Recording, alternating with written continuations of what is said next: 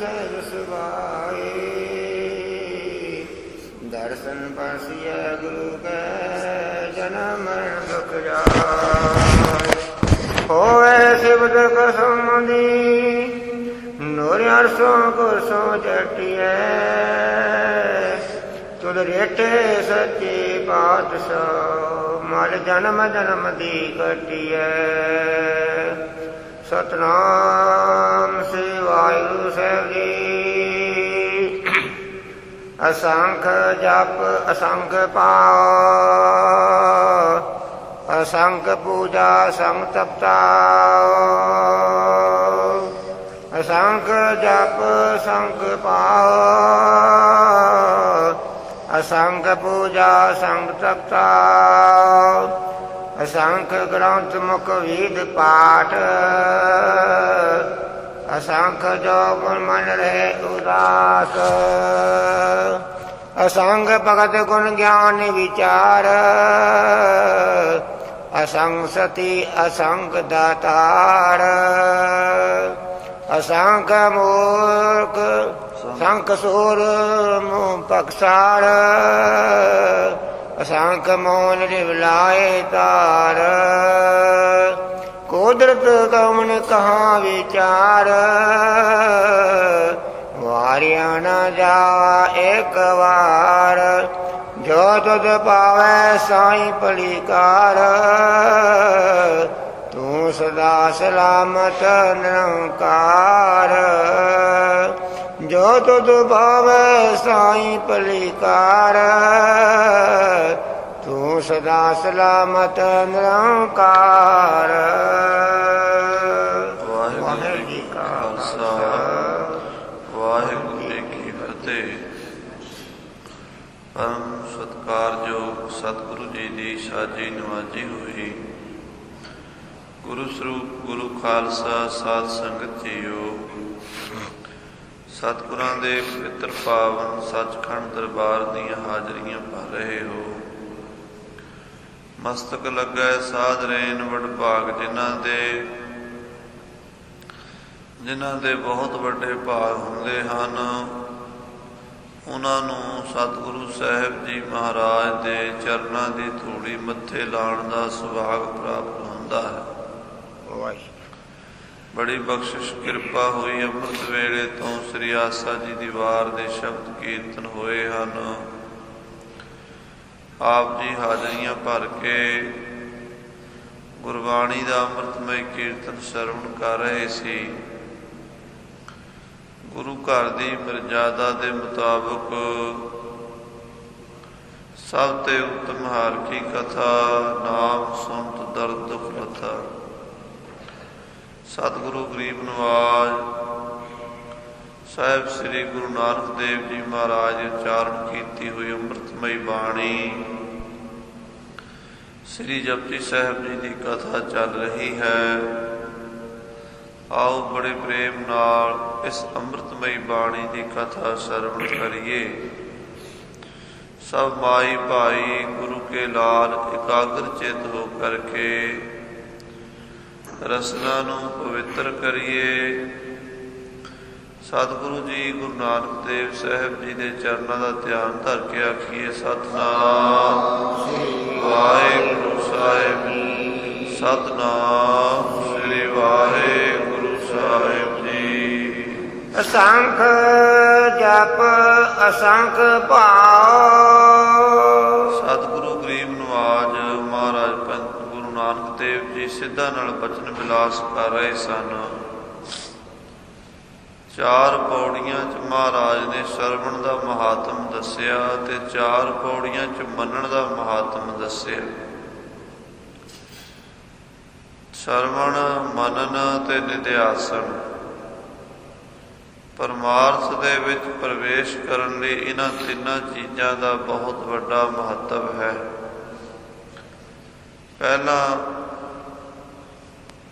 गुरु दे बचनां नूं श्रवण करो फिर मनो।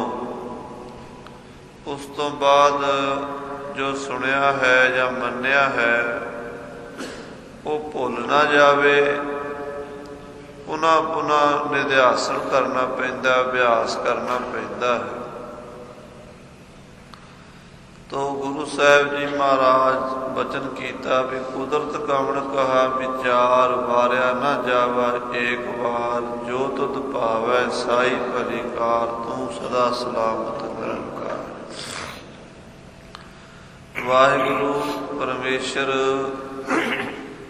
ਤੇਰੀ ਕੁਦਰਤ ਦਾ ਕੋਈ ਵਿਚਾਰ ਕਥਨ ਕਰ ਨਹੀਂ ਸਕਦਾ। ਤੂੰ ਸਤ ਚਿਤ ਆਨੰਦ ਸਰੂਪ ਹੈ, ਸਰਬ ਜੀਵਾਂ ਦੇ ਅੰਦਰ ਵਿਆਪਕ ਹੈ। ਤੇਰੀ ਵਿਆਖਿਆ ਕੋਈ ਕਰ ਨਹੀਂ ਸਕਦਾ। ਤੇਰੀ ਕੁਦਰਤ ਦਾ ਵਿਚਾਰ ਕੋਈ ਦੱਸ ਨਹੀਂ ਸਕਦਾ। ਸਿੱਧਾ ਨੇ ਪੁੱਛਿਆ, ਮਹਾਰਾਜ ਕਿਰਪਾ ਕਰਕੇ ਦੱਸੋ ਵੀ ਵਾਹਿਗੁਰੂ ਦੀ ਜਿਹੜੀ ਵਿਚਿੱਤਰ ਕੁਦਰਤ ਹੈ ਉਹ ਕੈਸੀ ਹੈ? ਮਹਾਰਾਜ ਕਹਿੰਦੇ ਰਜੋ ਗੁਣੀ ਵੀ ਹੈ, ਤਮੋ ਗੁਣੀ ਵੀ ਹੈ, ਸਤੋ ਗੁਣੀ ਵੀ ਹੈ। ਜਿਹੜੀ ਸਤੋ ਗੁਣੀ ਪ੍ਰਵਿਰਤੀ ਦੇ ਲੋਕ ਨੇ ਉਹ ਕੈਸੇ ਨੇ? ਤਾਂ ਮਹਾਰਾਜ ਦੱਸ ਰਹੇ ਨੇ ਧੰਨ ਗੁਰੂ ਨਾਨਕ ਦੇਵ ਜੀ, ਯਾਨੀ ਇਹ ਸੰਸਾਰ ਵਿੱਚ ਚੰਗੇ ਵੀ ਨੇ ਤੇ ਮਾੜੇ ਵੀ ਨੇ। ਇਹ ਪੌੜੀਆਂ ਜਿਹੜੀਆਂ ਮਹਾਰਾਜ ਨੇ ਅਸੰਖਾਂ ਦੀਆਂ ਉਚਾਰਨ ਕੀਤੀਆਂ ਨੇ। ਮਹਾਰਾਜ ਕਹਿੰਦੇ ਵੀ ਗਿਣਤੀ ਕੋਈ ਨਹੀਂ। ਅਸੰਖ ਦਾ ਮਤਲਬ ਹੈ ਵੀ ਸੰਖਿਆ ਤੋਂ ਰਹਿਤ, ਗਿਣਤੀ ਤੋਂ ਰਹਿਤ। ਸੰਖ ਇੱਕ ਗਿਣਤੀ ਹੈ ਜਿੱਥੇ ਜਾ ਕੇ ਗਿਣਤੀ ਮੁੱਕ ਜਾਂਦੀ ਹੈ। ਉਸ ਤੋਂ ਵੀ ਪਰੇ ਅਸੰਖ ਹੈ ਜਿਹਦੀ ਗਿਣਤੀ ਨਹੀਂ ਹੋ ਸਕਦੀ। ਕਹਿੰਦੇ ਅਣਗਿਣਤ ਹੀ ਵਾਹਿਗੁਰੂ ਦਾ ਪਰਮੇਸ਼ਰ ਦਾ ਜਪ ਕਰਨ ਵਾਲੇ ਹਨ, ਅਣਗਿਣਤ ਹੀ ਤਪ ਕਰਨ ਵਾਲੇ ਹਨ। ਅਸੰਖ ਜਪ, ਅਸੰਖ ਭਾਵ। ਅਸੰਖ ਲੋਕ ਐਸੇ ਹਨ ਜਿਹੜੇ ਭੌਰਿਆਂ 'ਚ ਬਹਿ ਕੇ, ਮੰਦਰਾਂ 'ਚ ਬਹਿ ਕੇ, ਗੁਰਦੁਆਰਿਆਂ 'ਚ ਬਹਿ ਕੇ ਜਪ ਕਰਦੇ ਹਨ। ਪਰਮੇਸ਼ਰ ਦੇ ਵੱਖ-ਵੱਖ ਨਾਵਾਂ ਦਾ ਜਾਪ, ਮੰਤਰਾਂ ਦਾ ਜਾਪ ਕਰਦੇ ਹਨ। ਤੇ ਅਸੰਖ ਲੋਕ ਐਸੇ ਹਨ ਜਿਹੜੇ ਪ੍ਰਭੂ ਨਾਲ ਭਾਵ ਪ੍ਰੇਮ ਕਰਦੇ ਹਨ, ਭਾਵ ਭਗਤੀ ਕਰਦੇ ਹਨ। ਪ੍ਰੇਮਾ ਭਗਤੀ ਕਰਦੇ ਨੇ, ਭਾਵ ਨਾਮ ਭਾਵਨਾ ਦਾ ਹੈ। ਭਾਵਨਾ ਸਹਿਤ ਜਪ ਵੀ ਕਰਦੇ ਨੇ, ਕਿਉਂਕਿ ਸਾਧ ਸੰਗਤ ਜੀ ਕੋਈ ਵੀ ਕੰਮ ਹੈ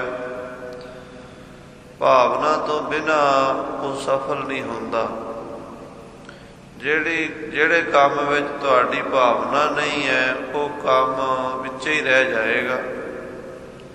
ਭਾਵਨਾ ਨਾਲ ਕੋਈ ਕੰਮ ਕਰ ਲਓ ਉਹ ਕੰਮ ਪੂਰਾ ਹੋਏਗਾ, ਭਾਵੇਂ ਉਹ ਸੰਸਾਰੀ ਹੈ, ਭਾਵੇਂ ਉਹ ਕਾਰੋਬਾਰੀ ਹੈ, ਭਾਵੇਂ ਉਹ ਬਿਹਾਰੀ ਹੈ, ਭਾਵੇਂ ਉਹ ਪਰਮਾਰਥਕ ਹੈ। ਕੰਮ ਦੀ ਸਫਲਤਾ ਵਿੱਚ ਭਾਵਨਾ ਦਾ ਬਹੁਤ ਵੱਡਾ ਯੋਗਦਾਨ ਹੈ। ਅਸੰਖ ਲੋਕ ਐਸੇ ਹਨ ਜਿਹੜੇ ਭਾਵਨਾ ਸਹਿਤ ਪ੍ਰਭੂ ਨੂੰ ਪਿਆਰ ਕਰਦੇ ਹਨ। ਅਸੰਖ ਪੂਜਾ ਅਸੰਖ ਤਪਤਾਓ। ਮਹਾਰਾਜ ਕਹਿੰਦੇ ਅਸੰਖਾਂ ਹੀ ਐਸੇ ਲੋਕ ਹਨ ਜਿਹੜੇ ਪ੍ਰਭੂ ਦੀ ਪੂਜਾ ਆਪਣੇ ਆਪਣੇ ਢੰਗਾਂ ਤਰੀਕਿਆਂ ਨਾਲ ਕਰਦੇ। ਪੂਜਾ ਪੱਤੀ ਸਾਡੇ ਭਾਰਤ ਵਿੱਚ ਬੜੀ ਪ੍ਰਧਾਨ ਹੈ। ਪੂਜਾ ਭਗਤੀ ਦਾ ਇੱਕ ਅੰਗ ਹੈ।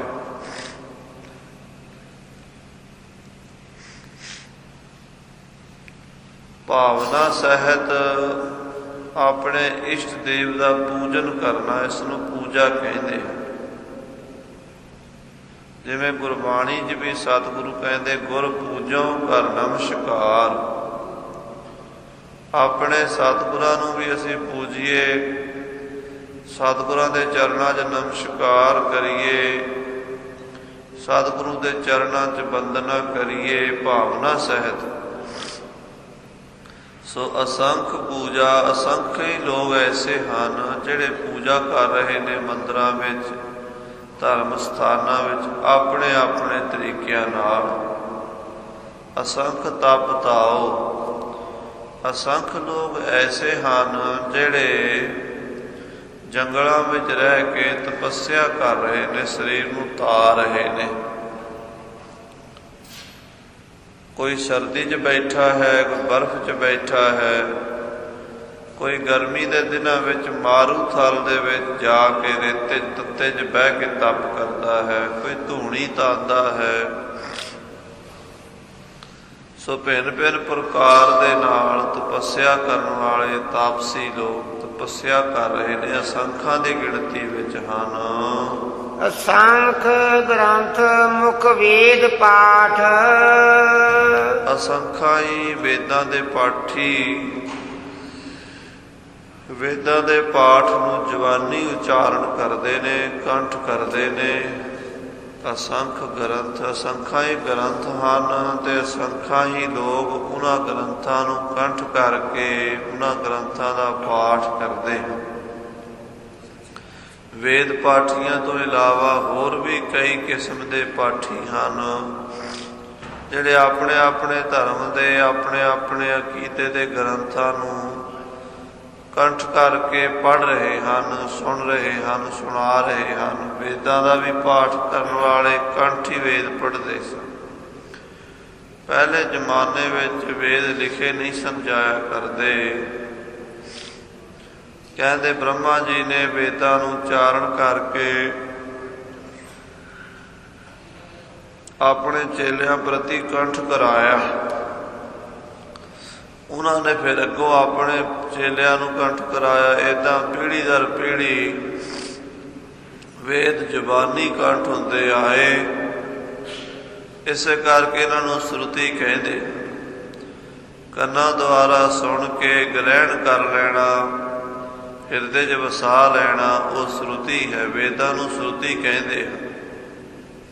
ਬਹੁਤ ਸਾਰੇ ਸਮੇਂ ਹਜ਼ਾਰਾਂ ਸਾਲ ਵੇਦ ਕੰਠ ਹੀ ਚੱਲਦੇ ਆਏ। ਜਦੋਂ ਕਾਗਜ਼ ਦੀ, ਕਲਮਾਂ ਦੀ ਪਹਿਲਾਂ ਭੋਜ ਪੱਤਰਾਂ ਦੇ ਉੱਤੇ ਲਿਖਾਈ ਹੋਈ, ਫਿਰ ਕਾਗਜ਼ ਬਣਿਆ, ਫਿਰ ਕਾਗਜ਼ਾਂ 'ਤੇ ਲਿਖੇ ਗਏ।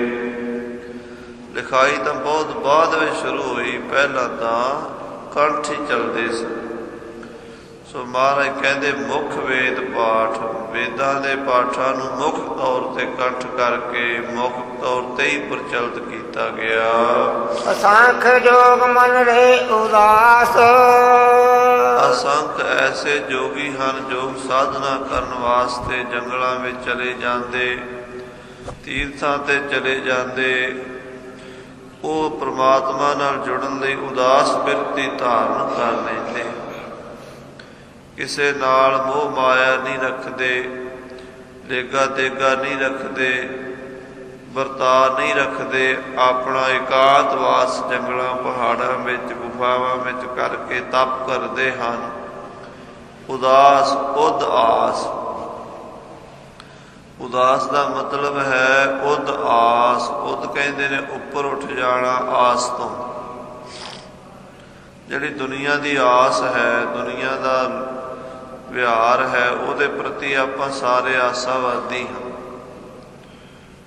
ਆਪਾਂ ਗ੍ਰਸਤੀ ਲੋਕ ਹਾਂ। ਸਾਨੂੰ ਰੋਟੀ ਵੀ ਚਾਹੀਦੀ ਹੈ, ਕੱਪੜਾ ਵੀ ਚਾਹੀਦਾ ਹੈ, ਮਕਾਨ ਵੀ ਚਾਹੀਦਾ ਹੈ, ਆਉਣ ਜਾਣ ਦੇ ਸਾਧਨ ਚਾਹੀਦੇ ਨੇ। ਇਹਨਾਂ ਚੀਜ਼ਾਂ ਦੀ ਆਸਾ ਬਣੀ ਰਹਿੰਦੀ ਹੈ। ਔਰ ਸਾਧ ਸੰਗਤ ਦੀ ਆਸਾ ਸਾਨੂੰ ਦੁੱਖ ਵੀ ਦਿੰਦੀ ਹੈ। ਸਤਿਗੁਰਾਂ ਦਾ ਬਚਨ ਹੈ, ਆਸਾ ਵਿੱਚ ਅਤ ਦੁੱਖ ਘਣਾ, ਮਨ ਮੁਖ ਚਿਤ ਲਾਇਆ। ਗੁਰਮੁਖ ਭਏ ਨਿਰਾਸ, ਪਰਮ ਸੁਖ ਪਾਇਆ। ਆਸਾ 'ਚ ਬੜਾ ਦੁੱਖ ਹੈ, ਘਣਾ ਹੀ ਦੁੱਖ ਹੈ। ਗੁਰਮੁਖ ਨਿਰਾਸ ਹੋ ਗਏ ਨੇ, ਪਰਮ ਸੁਖ ਪ੍ਰਾਪਤ ਕਰ ਲਿਆ। ਮਨਮੁਖ ਨਿਰਾਸ ਨੇ, ਕਿਉਂਕਿ ਮਨਮੁਖ ਜਿਉਂ-ਜਿਉਂ ਆਸਾ ਕਰਦੇ ਉਹ ਪੂਰੀ ਨਹੀਂ ਹੁੰਦੀ ਤਾਂ ਦੁਖੀ ਹੁੰਦੇ। ਗੁਰਮੁਖ ਨਿਰਾਸ ਨੇ ਕਿਉਂਕਿ ਉਹਨਾਂ ਨੂੰ ਆਸਾ ਦੀ ਲੋੜ ਹੀ ਨਹੀਂ, ਉਹਨਾਂ ਨੇ ਆਸਾ ਰੱਖੀ ਕੋਈ ਨਹੀਂ, ਉਹ ਪਹਿਲਾਂ ਹੀ ਨਿਰਾਸ ਹੋ ਜਾਂਦੇ ਗੁਰੂ ਦੀ ਬਾਣੀ ਨਾਲ। ਉਦਾਸ ਦਾ ਮਤਲਬ ਆਸਾ ਤੋਂ ਉੱਪਰ ਉੱਠ ਗਏ, ਪਰਮ ਸੁਖ ਪਾਇਆ, ਪਰਮ ਸੁਖ ਪ੍ਰਾਪਤ ਕਰ ਲੈਂਦੇ ਹਨ। ਸੋ ਅਸੰਖ ਜੋਗ ਮੰਨ ਰਹੇ ਉਦਾਸ। ਅਸੰਖਾਂ ਹੀ ਲੋਕ ਉਦਾਸੀ ਬਿਰਤੀ ਵਾਲੇ ਤਿਆਗ ਬਿਰਤੀ ਵਾਲੇ ਸੰਸਾਰ 'ਚ ਨਜ਼ਰ ਆਉਂਦੇ ਹਨ। ਅਸੰਖ ਭਗਤ ਗੁਣ ਗਿਆਨ ਵਿਚਾਰ। ਮਹਾਰਾਜ ਕਹਿੰਦੇ ਅਸੰਖਾਂ ਹੀ ਵਾਹਿਗੁਰੂ ਦੇ ਭਗਤ ਜਨ ਵਾਹਿਗੁਰੂ ਦੀ ਭਗਤੀ ਕਰਦੇ ਹਨ। ਕਿਸ ਤਰ੍ਹਾਂ ਕਰਦੇ ਨੇ? ਵਾਹਿਗੁਰੂ ਦੇ ਗੁਣਾਂ ਦਾ ਗਾਇਨ ਕਰਦੇ ਨੇ। ਕੋਈ ਵੀ ਭਗਤ ਹੋਵੇਗਾ ਉਹ ਆਪਣੇ ਇਸ਼ਟ ਦੇ ਗੁਣ ਜ਼ਰੂਰ ਗਾਏਗਾ, ਆਪਣੇ ਇਸ਼ਟ ਦੀਆਂ ਵਡਿਆਈਆਂ ਕਰੇਗਾ। ਭਗਤ ਦੀ ਨਿਸ਼ਾਨੀ ਇਹ ਹੈ ਕਿ ਉਹ ਆਪਣੇ ਇਸ਼ਟ ਦੀ ਉਪਾਸਨਾ ਕਰਦਿਆਂ ਉਹਦੇ ਗੁਣ ਗਾਉਂਦਿਆਂ ਹੋਇਆਂ ਖੁਸ਼ੀ ਮਹਿਸੂਸ ਕਰਦਾ ਹੈ। ਗਿਆਨ ਵਿਚਾਰ, ਉਹ ਵਿਚਾਰ ਕਰਦਾ ਹੈ ਆਪਣੇ ਸਰੂਪ ਦੀ, ਬ੍ਰਹਮ ਦੀ, ਪ੍ਰਮਾਤਮਾ ਦੇ ਗੁਣਾਂ ਦੀ। ਇਹ ਉਹਦਾ ਗਿਆਨ ਹੈ, ਇਹ ਉਹਦਾ ਵਿਚਾਰ ਹੈ। ਇਸ ਤਰੀਕੇ ਨਾਲ ਅਸੰਖਾਂ ਹੀ ਭਗਤ ਵਾਹਿਗੁਰੂ ਦੇ ਗੁਣਾਂ ਦੇ ਗਿਆਨ ਦੀ ਵਿਚਾਰ ਕਰਦੇ ਹਨ। ਅਸੰਖ ਸਤੀ ਅਸੰਖ ਦਾਤਾਰ। ਅਸੰਖਾਂ ਹੀ ਇੱਥੇ ਸਤੀ ਪੁਰਸ਼ ਹਨ ਜਿਹੜੇ ਸੱਤ ਤੇ ਪਹਿਰਾ ਦੇਣ ਵਾਲੇ। ਸਤੀ ਨਾਮ ਉਸ ਇਸਤਰੀ ਦਾ ਵੀ ਹੈ ਜਿਹੜੀ ਆਪਣੇ ਪਤੀ ਦੇ ਨਾਲ ਸੜ ਕੇ ਮਰ ਜਾਂਦੀ ਹੈ, ਆਪਣਾ ਸੱਤ ਨਹੀਂ ਭੰਗ ਹੋਣ ਦਿੰਦੀ। ਅਸੰਖਾਂ ਹੀ ਇੱਥੇ ਸਤੀਆਂ ਹਨ। ਅਸੰਖ ਦਾਤਾਰ, ਅਸੰਖ ਦਾਤੇ ਹਨ ਜਿਹੜੇ ਲੋਕਾਂ ਨੂੰ ਦਾਨ ਦਿੰਦੇ ਨੇ, ਸਰਾਵਾਂ ਲਾਉਂਦੇ ਨੇ, ਖੂਹ ਲਵਾਉਂਦੇ ਨੇ, ਬਾਗ ਲਵਾਉਂਦੇ ਨੇ, ਲੰਗਰ ਲਵਾਉਂਦੇ ਨੇ। ਬੜੇ ਬੜੇ ਮਾਇਆ ਧਾਰੀ ਸੇਠ ਲੋਕ ਨੇ ਜਿਹੜੇ ਤੀਰਥਾਂ ਤੇ ਜਾ ਕੇ ਦਾਨ ਕਰਦੇ ਨੇ, ਪਿੰਡਾਂ ਸ਼ਹਿਰਾਂ 'ਚ ਹਸਪਤਾਲ ਖੋਲ੍ਹਦੇ ਨੇ, ਵਿਦਿਆਲੇ ਖੋਲ੍ਹਦੇ ਨੇ। ਅਸੰਖਾਂ ਹੀ ਲੋਕ ਦਾਨ ਕਰਨ ਵਾਲੇ ਦਾਤੇ ਹਨ। ਅਸੰਖ ਸੂਰਮੁ ਭਖਸਾਰ। ਇਸੇ ਤਰ੍ਹਾਂ ਸਤੋ ਗੁਣੀ ਮਹਾਰਾਜ ਦੱਸ ਰਹੇ ਵੀ ਜਿਹੜੇ ਚੰਗੇ ਚੰਗੇ ਹਨ ਉਹਨਾਂ 'ਚੋਂ ਅਸੰਖਾਂ ਸੂਰਬੀਰ ਵੀ ਹਨ, ਯੋਧੇ ਵੀ ਹਨ ਜਿਹੜੇ ਆਪਣੇ ਦੇਸ਼, ਆਪਣੀ ਕੌਮ ਦੇ ਖਾਤਰ ਲੜਦੇ ਹੋਏ ਮੂੰਹ ਦੇ ਉੱਤੇ ਦੁਸ਼ਮਣ ਦੀਆਂ ਤਲਵਾਰਾਂ ਦੇ ਵਾਰ ਖਾਂਦੇ ਹਨ। ਸਾਰ ਨਾਮ ਲੋਹੇ ਦਾ ਹੈ, ਭਖ ਨਾਮ ਖਾਣ ਦਾ ਹੈ। ਲੋਹੇ ਦੀਆਂ ਤੇਗਾਂ ਦੇ ਮੂੰਹ ਦੇ ਉੱਤੇ ਵਾਰ ਖਾਂਦੇ ਹਨ, ਗੋਲੀਆਂ ਸਹਿੰਦੇ, ਛਾਤੀ ਦੇ ਵਿੱਚ ਤੀਰ ਸਹਿੰਦੇ ਹਨ।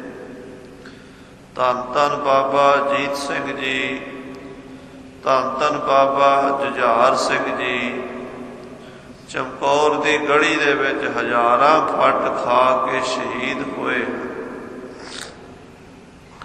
ਧੰਨ ਧੰਨ ਬਾਬਾ ਦੀਪ ਸਿੰਘ ਜੀ ਸੀਸ ਤਲੀ ਤੇ ਧਰ ਕੇ ਯੁੱਧ ਕੀਤਾ ਹੈ। ਐਸੇ ਸੂਰਬੀਰ ਬਹਾਦਰ ਯੋਧੇ ਜੋ ਵੀ ਪਰਮੇਸ਼ਰ ਨੇ ਪੈਦਾ ਕੀਤੇ ਹਨ। ਮਹਾਰਾਜ ਕਹਿੰਦੇ ਅਸੰਖਾਂ ਹੀ ਵਾਹਿਗੁਰੂ ਨੇ ਸੂਰਮੇ ਪੈਦਾ ਕੀਤੇ ਹਨ ਜਿਹੜੇ ਦੇਸ਼ ਦੀ, ਕੌਮ ਦੀ ਰਕਸ਼ਾ ਵਾਸਤੇ ਆਪਣੇ ਪ੍ਰਾਣਾਂ ਦੀ ਆਹੂਤੀ ਦੇ ਦਿੰਦੇ ਹਨ। ਅਸੰਖ ਮੋਨ ਲਿਵਲਾਏ ਤਾਰ। ਮੋਨੀ ਨਾਮ ਉਹਨਾਂ ਲੋਕਾਂ ਦਾ ਹੈ ਜਿਹੜੇ ਮੌਨ ਧਾਰਨ ਕਰ ਲੈਂਦੇ, ਬੋਲਦੇ ਹੀ ਨਹੀਂ, ਚੁੱਪ ਕਰਕੇ ਰਹਿੰਦੇ। ਕਿਉਂਕਿ ਬੋਲਣ ਨਾਲ ਧਿਆਨ ਬਾਹਰ ਖਿੰਡਦਾ ਹੈ। ਗੱਲਾਂ ਬਾਤਾਂ ਕਰਾਂਗੇ, ਕਿਸੇ ਦੀ ਸੁਣਾਂਗੇ, ਕਿਸੇ ਨੂੰ ਸੁਣਾਵਾਂਗੇ। ਇਸ ਕਰਕੇ ਬਹੁਤੇ ਸਤਿਪੁਰਸ਼ ਜਿਹੜੇ ਨੇ ਬੋਲਦੇ ਹੀ ਨਹੀਂ। ਗੁਰੂ ਘਰ ਦੇ ਵਿੱਚ ਬਿਲਕੁਲ ਬੋਲਣਾ ਤਾਂ ਬੰਦ ਨਹੀਂ ਕੀਤਾ ਗਿਆ, ਕਿਉਂਕਿ ਬੋਲੇ ਬਿਨਾ ਆਪਣੇ ਭਾਵ ਅਸੀਂ ਵਿਅਕਤ ਨਹੀਂ ਨਾ ਕਰ ਸਕਦੇ, ਵਿਹਾਰ ਨਹੀਂ ਚੱਲਦਾ। ਪਰ ਬਹੁਤਾ ਬੋਲਣ ਤੋਂ ਰੋਕਿਆ ਜ਼ਰੂਰ ਗਿਆ। ਮਹਾਰਾਜ ਕਹਿੰਦੇ ਬਹੁਤਾ ਬੋਲਣ ਚਖਣ ਹੋਵੇ। ਘੱਟ ਬੋਲੋ, ਘੱਟ ਖਾਓ, ਘੱਟ ਸੌਵੋ, ਭਜਨ ਬੰਦਗੀ ਕਰੋ। ਜਿੰਨਾ ਕੁ ਲੋੜ ਆ ਉਹਨਾਂ ਦਾ ਬੋਲਣਾ ਪੈਂਦਾ ਹੀ ਹੈ। ਘਰ ਵਾਲਿਆਂ ਨਾਲ ਗੱਲਬਾਤ ਕਰਨੀ ਪੈਂਦੀ, ਬੱਚਿਆਂ ਨਾਲ ਗੱਲਬਾਤ ਕਰਨੀ ਪੈਂਦੀ ਹੈ, ਸਮਾਜ ਨਾਲ ਬੋਲਣਾ ਪੈਂਦਾ। ਬੋਲੇ ਤੋਂ ਬਿਨਾ ਕੋਈ ਬਚਨ ਆਪਣੇ ਮਨ ਦਾ ਸਾਂਝਾ ਨਹੀਂ ਹੋ ਸਕਦਾ, ਦੂਜੇ ਦੇ ਦਿਲ ਦੀ ਗੱਲ ਜਾਣ ਹੀ ਨਹੀਂ ਜਾ ਸਕਦੀ। ਇਸ ਕਰਕੇ ਬੋਲਣਾ ਤਾਂ ਕੁਦਰਤ ਨੇ ਦਿੱਤਾ ਹੈ, ਪਰ ਬਹੁਤਾ ਨਾ ਚੁੱਪ ਕਰੇ ਤੇ ਨਾ ਹੀ ਬਹੁਤਾ ਬੋਲੇ। ਅਤ ਕਾ ਭਲਾ ਨਾ ਬੋਲਣਾ, ਅਤ ਕੀ ਭਲੀ ਨਾ ਚੁੱਪ। ਸਿਆਣਿਆਂ ਨੇ ਕਿਹਾ ਬਹੁਤ ਜ਼ਿਆਦਾ ਬੜਬੜ ਕਰੀ ਜਾਣਾ, ਬੋਲੀ ਜਾਣਾ ਵੀ ਚੰਗਾ ਨਹੀਂ, ਤੇ ਅੱਤ ਦੀ ਚੁੱਪ ਵੀ ਭਲੀ।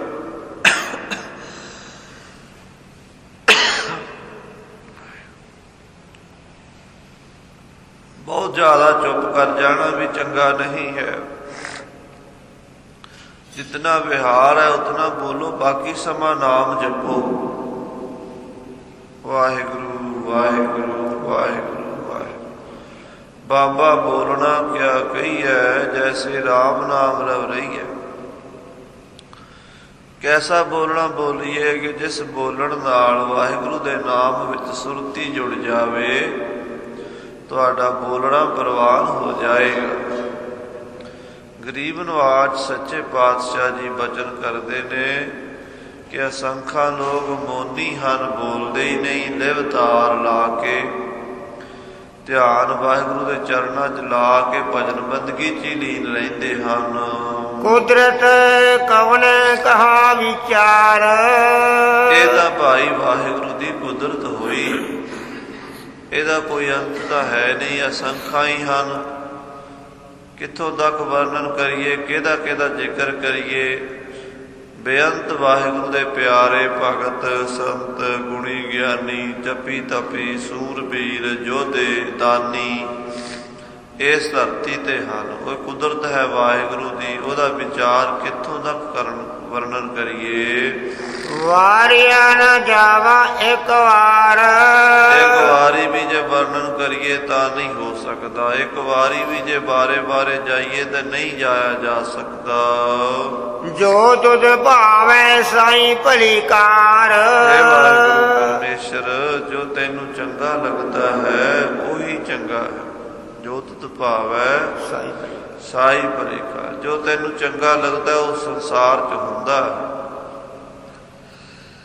ਜੋ ਤੈਨੂੰ ਚੰਗਾ ਨਹੀਂ ਲੱਗਦਾ ਉਹ ਨਹੀਂ ਹੁੰਦਾ। ਤੇਰੇ ਭਾਣੇ ਤੋਂ ਬਿਨਾ ਪੱਤਾ ਵੀ ਨਹੀਂ ਹਿੱਲ ਸਕਦਾ। ਸਭ ਕੁਝ ਤੇਰੀ ਰਜ਼ਾ ਵਿੱਚ ਹੈ, ਤੇਰੇ ਹੁਕਮ ਵਿੱਚ ਹੈ। ਤੂੰ ਸਦਾ ਸਲਾਮਤ ਨਿਰੰਕਾਰ, ਹੇ ਵਾਹਿਗੁਰੂ ਤੂੰ ਸਦਾ ਸਲਾਮਤ ਹੈ, ਨਿਰੰਕਾਰ ਆਕਾਰ ਤੋਂ ਰਹਿਤ ਹੈ, ਸਰਬ ਸ਼ਕਤੀਮਾਨ ਹੈ। ਮੇਰੇ ਪ੍ਰਭੂ ਤੇਰੀ ਕੁਦਰਤ ਨਿਆਰੀ ਹੈ। ਅਸੰਖ ਮੂਰਖ ਅੰਧ ਘੋਰ, ਮਹਾਰਾਜ ਸੱਚੇ ਪਾਤਸ਼ਾਹ ਤਮੋ ਗੁਣੀ ਪ੍ਰਵਿਰਤੀ ਦੱਸਦੇ ਵੀ ਤਾਮਸੀ ਬਿਰਤੀ ਵਾਲੇ ਕਿੰਨੇ ਕੁ ਹਨ। ਪਹਿਲਾਂ ਸਤੋ ਗੁਣੀ ਬਿਰਤੀ ਵਾਲੇ ਦੱਸੇ ਹਨ, ਚੰਗੇ ਲੋਕ ਦੱਸੇ ਹਨ। ਹੁਣ ਮਾੜਿਆਂ ਦਾ ਵੀ ਜ਼ਿਕਰ ਕਰਦੇ ਨੇ, ਕਹਿੰਦੇ ਉਹ ਵੀ ਅਸੰਖਾਂ ਹੀ ਆ। ਅਸੰਖ ਮੂਰਖ ਜਿਨ੍ਹਾਂ ਨੇ ਮੂੰਹ ਨੂੰ ਮੂਹਰੇ ਰੱਖਿਆ ਹੁੰਦਾ ਹੈ, ਖਾਣ ਪੀਣ ਦੇ ਵਿਸ਼ੇ ਪਦਾਰਥਾਂ ਜਿਨ੍ਹਾਂ ਦੀ ਬਿਰਤੀ ਹੁੰਦੀ ਹੈ, ਉਹ ਅਸੰਖਾਂ ਹੀ ਮੂਰਖ ਹਨ। ਅੰਧ ਘੋਰ, ਘੋਰ ਹਨੇਰੇ 'ਚ ਫਸੇ ਹੋਏ ਨੇ, ਅੰਨੇ ਹਨ। ਹੁੰਦੀ ਅੱਖੀ ਅੰਨਾ ਹੋਵੇ। ਭਾਈ ਗੁਰਦਾਸ ਜੀ ਲਿਖਦੇ ਵੀ ਅੱਖਾਂ ਤਾਂ ਹੁੰਦੀਆਂ ਨੇ ਪਰ ਮੂਰਖ ਫਿਰ ਵੀ ਅੰਨੇ ਹੀ ਹੁੰਦੇ, ਦਿਸਦਾ ਫਿਰ ਵੀ ਕੋਈ ਨਹੀਂ। ਉਹ ਗੁਰੂ ਦੇ ਦਰਸ਼ਨ ਨਹੀਂ ਕਰ ਸਕਦੇ, ਗੁਰਬਾਣੀ ਗੁਰੂ ਗ੍ਰੰਥ ਸਾਹਿਬ ਦੇ ਦਰਸ਼ਨ ਨਹੀਂ ਕਰ ਸਕਦੇ, ਸੰਤਾਂ ਮਹਾਂਪੁਰਸ਼ਾਂ ਦੇ ਦਰਸ਼ਨ ਨਹੀਂ ਕਰ ਸਕਦੇ। ਅੱਖਾਂ ਹੁੰਦੀਆਂ ਨੇ ਪਰ ਦਿਸਦਾ ਕੋਈ ਨਹੀਂ। ਉਹ ਅਸੰਖਾਂ ਹੀ ਅੰਨੇ ਇਸ ਸੰਸਾਰ ਦੇ ਵਿੱਚ ਫਿਰਦੇ ਹਨ। ਅਸੰਖ ਚੋਰ ਹਰਾਮ ਖੋਰ, ਅਸੰਖਾਂ ਹੀ ਚੋਰ ਨੇ ਜਿਹੜੇ ਚੋਰੀਆਂ ਕਰਦੇ ਨੇ, ਹਰਾਮ ਖੋਰੀਆਂ ਕਰਦੇ ਨੇ। ਦਸਾਂ ਨੋਹਾਂ ਦੀ ਕਿਰਤ ਕਰਕੇ ਨਹੀਂ ਖਾਂਦੇ, ਮਿਹਨਤ ਕਰਕੇ ਨਹੀਂ ਖਾਂਦੇ, ਹਰਾਮ ਦੀ ਕਮਾਈ ਖਾਂਦੇ ਨੇ। ਚੋਰੀ ਕਰਕੇ ਇੱਧਰੋਂ ਉੱਧਰੋਂ ਸੱਜੇ ਖੱਬੇ ਹੱਥ ਮਾਰ ਲੈਂਦੇ ਨੇ। ਦੂਜੇ ਲੋਕਾਂ ਦੇ ਜੇਬ ਖਾਲੀ ਕਰਕੇ ਆਪਣਾ ਪੇਟ ਭਰਦੇ ਨੇ, ਆਪਣੀਆਂ ਤਜੌਰੀਆਂ ਭਰਦੇ ਨੇ। ਉਹ ਵੀ ਅਸੰਖਾਂ ਹੀ ਨੇ। ਇਸ ਧਰਤੀ ਤੇ ਕੁਦਰਤ ਕਵਣ ਕਹਾ ਵਿਚਾਰ, ਕੁਦਰਤ ਦਾ ਕੀ ਅੰਤ ਦੱਸੀਏ। ਬੜਾ ਵੱਡਾ ਪਸਾਰਾ ਹੈ। ਕੋਈ ਇੱਕ ਨਹੀਂ, ਇੱਕ ਤੋਂ ਇੱਕ ਚੜ੍ਹਦੇ ਚੋਰ ਹਨ, ਇੱਕ ਤੋਂ ਇੱਕ ਚੜ੍ਹਦੇ ਮੂਰਖ ਹਨ, ਇੱਕ ਤੋਂ ਇੱਕ ਚੜ੍ਹਦੇ ਹਰਾਮ ਖੋਰ ਹਨ। ਮਹਾਰਾਜ ਕਹਿੰਦੇ ਬੜਾ ਵੱਡਾ ਪਸਾਰਾ ਪਸਰਿਆ ਹੋਇਆ ਹੈ। ਅਸੰਖ ਅਮਰ ਕਰ ਜਾਏ ਜੋਰ, ਅਸੰਖ ਐਸੇ ਲੋਕ ਹਨ ਜਿਹੜੇ ਆਪਣਾ ਜ਼ੋਰ ਜਮਾ ਕੇ ਜਾਂਦੇ ਨੇ। ਉਹਨਾਂ ਨੂੰ ਡਰ ਨਹੀਂ ਹੁੰਦਾ ਵੀ ਸਾਡੀ ਮੌਤ ਆਣੀ ਹੈ। ਅਰਣਾਕਸ਼ ਨੇ ਆਪਣੀ ਮੌਤ ਦੇ ਬੂਹੇ ਬੰਦ ਕਰ ਦਿੱਤੇ ਸਾਰੇ ਹੀ। ਵਰਦਾਨ ਲਿਆ ਵੀ ਨਾ ਮੈਂ ਅੰਦਰ ਮਰਾਂ ਤੇ ਨਾ ਮੈਂ ਬਾਹਰ ਮਰਾਂ, ਨਾ ਮੈਂ ਧਰਤੀ ਤੇ ਮਰਾਂ, ਨਾ ਮੈਂ ਆਕਾਸ਼ 'ਚ ਮਰਾਂ, ਨਾ ਮੈਂ ਦਿਨੇ ਮਰਾਂ, ਨਾ ਰਾਤੀ ਮਰਾਂ, ਨਾ ਮੈਂ ਕਿਸੇ ਬੰਦੇ ਤੋਂ ਮਰਾਂ, ਨਾ ਮੈਂ ਕਿਸੇ ਪਸ਼ੂ ਤੋਂ ਮਰਾਂ, ਨਾ ਮੈਂ ਕਿਸੇ ਸ਼ਸਤਰ ਨਾਲ ਮਰਾਂ, ਨਾ ਮੈਂ ਕਿਸੇ ਅਸਤਰ ਨਾਲ ਮਰਾਂ। ਅਮਰ ਹੋ ਗਿਆ। ਬੜਾ ਜ਼ੋਰ ਜਮਾਇਆ ਉਸਨੇ। ਕੀ ਜ਼ੋਰ ਜਮਾਇਆ? ਸਾਰੇ ਦੇਸ਼ ਦੇ ਮੰਦਰ ਬੰਦ ਕਰ ਦਿੱਤੇ, ਧਰਮ ਸਥਾਨਾਂ ਨੂੰ ਤਾਲੇ ਮਾਰ ਦਿੱਤੇ, ਭਗਵਾਨ ਦੀਆਂ ਮੂਰਤੀਆਂ ਭੰਨ ਦਿੱਤੀਆਂ, ਪੰਡਤਾਂ ਨੂੰ ਚੁੱਕ ਕੇ ਜੇਲ੍ਹ 'ਚ ਸੁੱਟ ਦਿੱਤਾ। ਸਾਰੀ ਪ੍ਰਜਾ ਦੇ ਕੋਲੋਂ ਇਹ ਜਾਪ ਕਰਾਇਆ, ਜਲੇ ਹਰਨਾਕਸ਼ ਥਲੇ ਹਰਨਾਕਸ਼, ਮੇਰੇ ਵਰਗਾ ਕੋਈ ਹੈ ਨਹੀਂ, ਮੈਂ ਹੀ ਰੱਬ ਹਾਂ, ਮੈਂ ਹੀ ਭਗਵਾਨ ਹਾਂ, ਮੈਂ ਹੀ ਪਰਮਾਤਮਾ ਹਾਂ, ਮੇਰੀ ਪੂਜਾ ਕਰਿਆ ਕਰੋ। ਹਰਨਾਕਸ਼ ਨੇ ਜੋ ਕੁਝ ਕੀਤਾ ਬੜੇ ਜ਼ੋਰ ਨਾਲ ਕੀਤਾ, ਬੜੀ ਤਾਕਤ ਨਾਲ ਕੀਤਾ, ਪਰੰਤੂ ਵਾਹਿਗੁਰੂ ਦੀ ਤਾਕਤ ਅੱਗੇ ਉਹਦਾ ਜ਼ੋਰ ਨਹੀਂ ਚੱਲਿਆ। ਪਰਮੇਸ਼ਰ ਨੇ ਉਹਦੇ ਘਰ ਦੇ ਵਿੱਚ ਹੀ ਪ੍ਰਹਲਾਦ ਭਗਤ ਨੂੰ ਭੇਜ ਦਿੱਤਾ। ਪ੍ਰਹਲਾਦ ਭਗਤ ਲੀਨੋ ਅਵਤਾਰ, ਪ੍ਰਹਲਾਦ ਭਗਤ ਜੀ ਅਵਤਾਰ ਧਾਰ ਕੇ ਆਏ।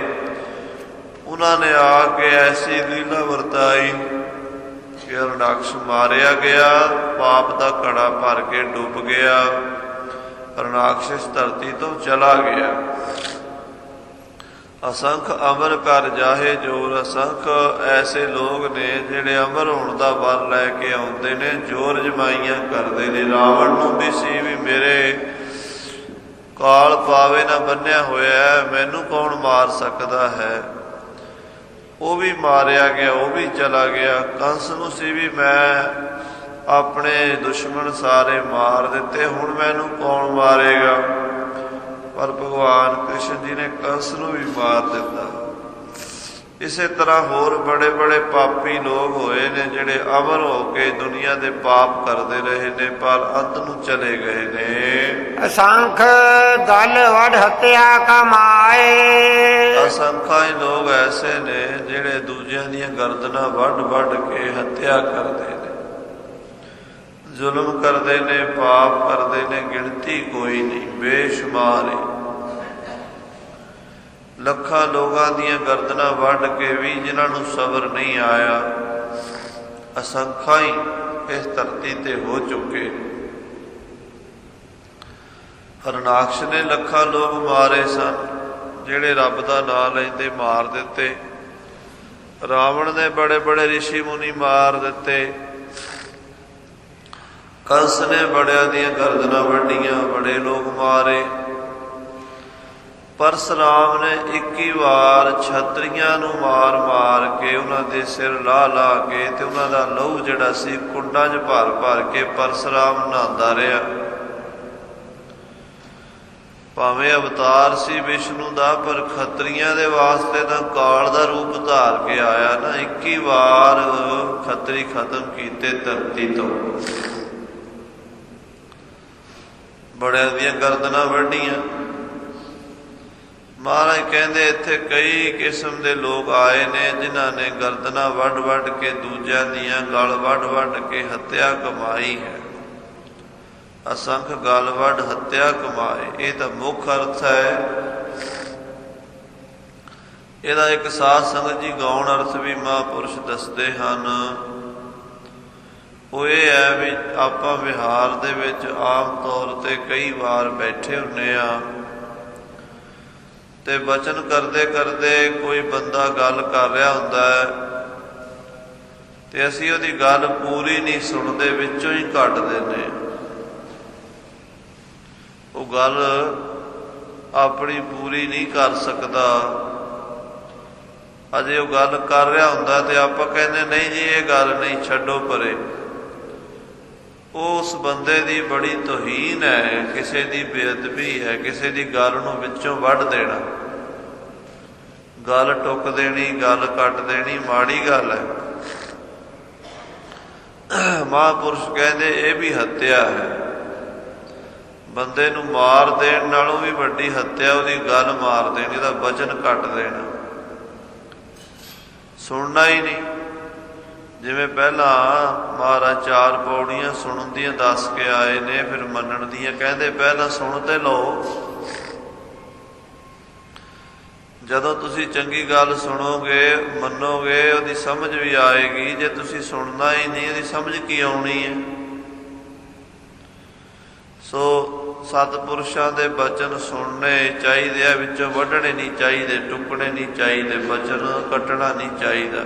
ਅਸੰਖ ਗਲ ਵੱਢ ਹੱਤਿਆ ਕਮਾ, ਅਸੰਖਾਂ ਐਸੇ ਨੇ ਜਿਹੜੇ ਗਲ ਵੱਢ ਕੇ ਹੱਤਿਆ ਕਮਾਉਂਦੇ ਨੇ, ਅਸੰਖ ਐਸੇ ਨੇ ਜਿਹੜੇ ਦੂਜੇ ਦੀ ਗਲ ਕੱਟ ਕੇ ਹੱਤਿਆ ਕਮਾਉਂਦੇ ਨੇ। ਹਾਂਜੀ, ਅਸੰਖ ਪਾਪੀ ਪਾਪ ਕਰ ਜਾਏ, ਅਸੰਖਾਂ ਹੀ ਪਾਪੀ ਲੋਕ ਇਸ ਧਰਤੀ ਤੇ ਆਉਂਦੇ ਪਾਪ ਕਰਕੇ ਚਲੇ ਜਾਂਦੇ ਨੇ।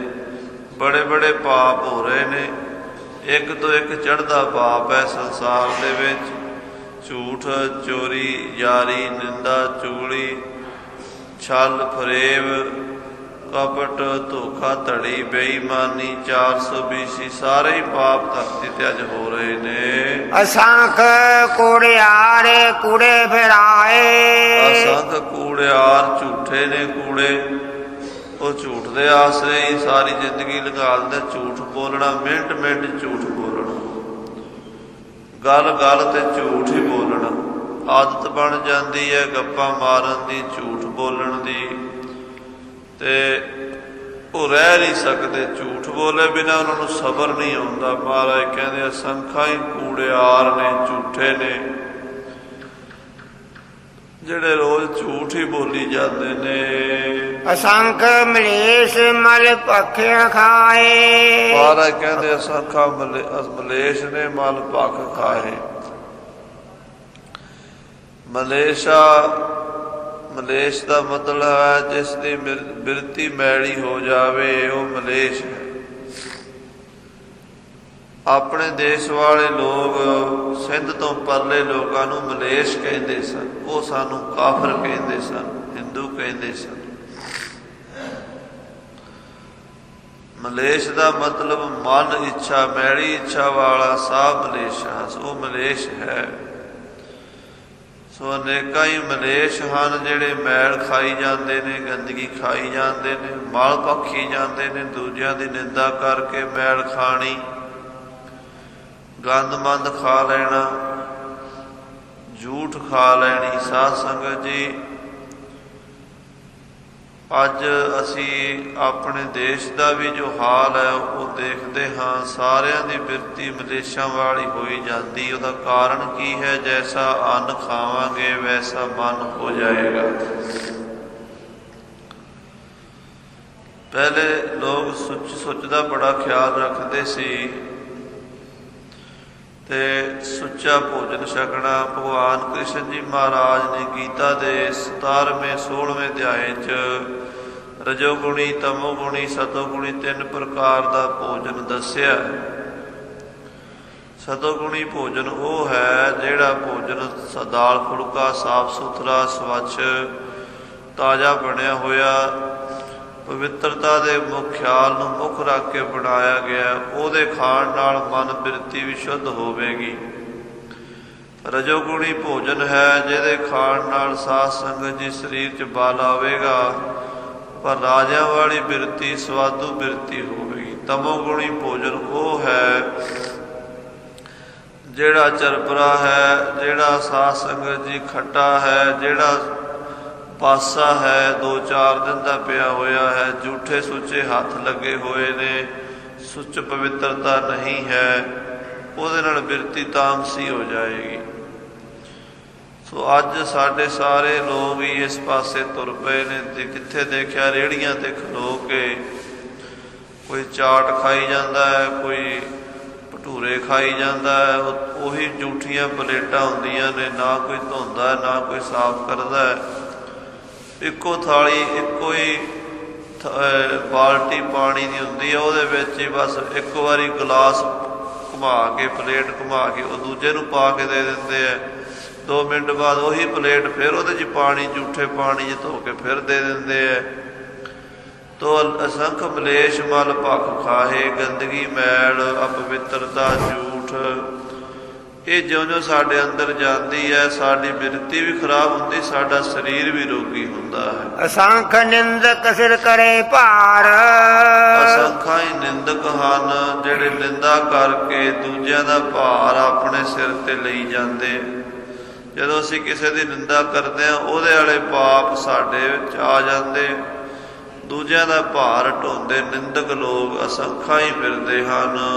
ਨਾਨਕ ਨੀਚ ਕਹੇ ਵਿਚਾਰ, ਸਤਿਗੁਰੂ ਨਾਨਕ ਦੇਵ ਜੀ ਕਹਿੰਦੇ ਮੈਂ ਇਸ ਪੌੜੀ 'ਚ ਨੀਚਾਂ ਦੀ ਵਿਚਾਰ ਦੱਸੀ ਹੈ ਵੀ ਨੀਚ ਕਿੰਨੇ ਕਿਸਮ ਦੇ ਹਨ।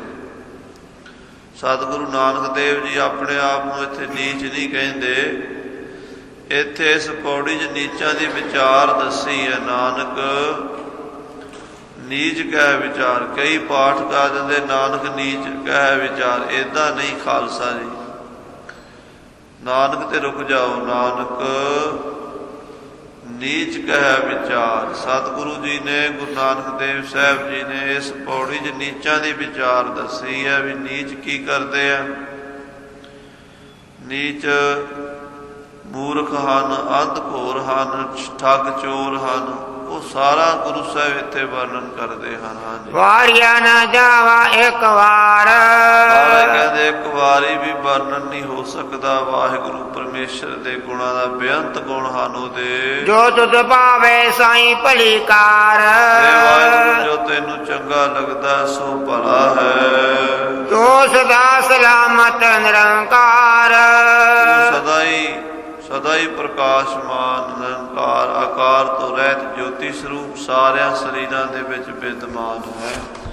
ਸੋ ਇਹ ਪਾਵਨ ਪੌੜੀਆਂ ਦੀ ਵਿਚਾਰ ਸੰਗਤ ਨਾਲ ਸਾਂਝੀ ਕੀਤੀ। ਭੁੱਲਾਂ ਚੁੱਕਾਂ ਦੀ ਖਿਮਾ, ਫਤਿਹ ਬੁਲਾਓ। ਵਾਹਿਗੁਰੂ ਜੀ ਕਾ ਖਾਲਸਾ, ਵਾਹਿਗੁਰੂ ਜੀ